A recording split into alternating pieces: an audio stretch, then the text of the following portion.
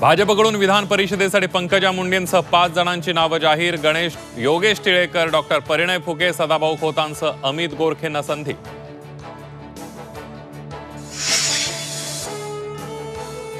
विधान परिषदेच्या जागांवरून एकनाथ शिंदेंची डोकेदुखी वाढणार। कायंदे, गवळी, शेवाळे, तुमानेंसह मोरे विधान परिषदेसाठी इच्छुक।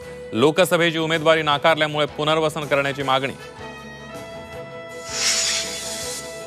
नागपुरात दीक्षाभूमीतील आंदोलनाला हिंसक वळण। स्तूपाला धोका होऊ शकतो म्हणून अंडरग्राउंड पार्किंगला विरोध। बांधकामाची तोडफोड। पोलिसांचं शांततेचं आवाहन। तर दीक्षाभूमीतील अंडरग्राउंड पार्किंग कामाला स्थगिती। उपमुख्यमंत्री देवेंद्र फडणवीसांची माहिती।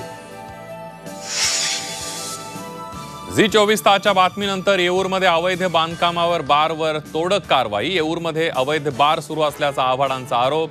अवैध बांधकाम पाडलं।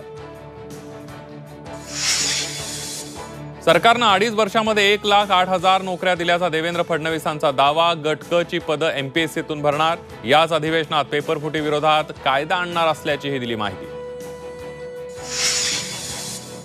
तुकोबा माऊलींची पालखी आज पुणे मुक्कामी। हजारो वारकरी पालखी सोहळ्यामध्ये दाखल। विठुनामाच्या गजराने पुण्यनगरी दुमदुमली।